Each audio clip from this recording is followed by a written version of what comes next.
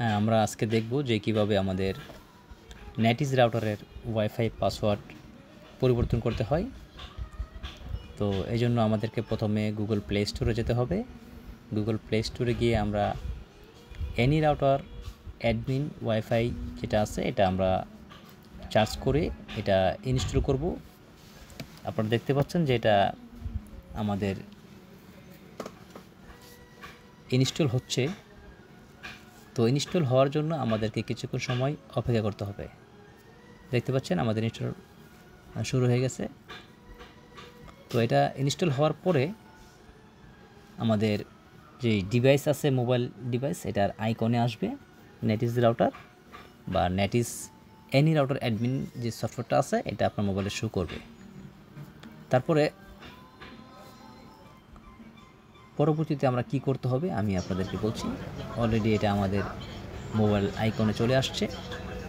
আমরা এটাতে ক্লিক করলাম। ক্লিক করার পরে এখানে আপনার একটা পাসওয়ার্ড চাচ্ছে। আর একটা জিনিস মনে রাখতে হবে সেক্ষেত্রে কি যে আপনার ওয়াইফাই অবশ্যই কানেক্ট থাকতে হবে। ওয়াইফাই ছাড়া আপনার এই অ্যাপসে ঢুকবে না। তো আপনার যেই অ্যাডমিন পাসওয়ার্ড মানে আপনাকে যে পাসওয়ার্ডটা দেওয়া হয়েছে ওয়াইফাইয়ের জন্য প্রথম যে পাসওয়ার্ডটা ওই পাসওয়ার্ডটা দিয়ে আপনি এটাতে ঢুকবেন বা বর্তমান পাসওয়ার্ড যেটা আছে এটাতে ঢোকার চেষ্টা করবেন। এটাতে ঢুকবে। আপনার 8 সংখ্যার পাসওয়ার্ডটা দিবেন। এই যে ঢুকে গেছে। তো এখান থেকে আপনি দেখতে পাচ্ছেন যে আমাদের এখানে ওয়্যারলেস নেটওয়ার্ক যে হলুদ যে চিহ্নটা নেটওয়ার্কের চিহ্নটা আছে এটাতে আমাদের ক্লিক করতে হবে। ক্লিক করার পরে দেখেন কি হয়। সবার উপরে দেওয়া আছে আপনার ওয়াইফাই নামটা দেওয়া আছে। তো আমাদের এখানে দেওয়া আছে মুস্কান কালেকশন আর নিচে লেখা আছে ওয়াইফাই পাসওয়ার্ড। এই যে 8 সংখ্যার যে পাসওয়ার্ডটা আছে ওই পাসওয়ার্ডটা আছে ওই পাসওয়ার্ডটা আপনি এখান থেকে কেটে দিবেন। কেটে দিয়ে আপনার ইচ্ছা মতো 8 সংখ্যার যে কোনো পাসওয়ার্ড দিবেন।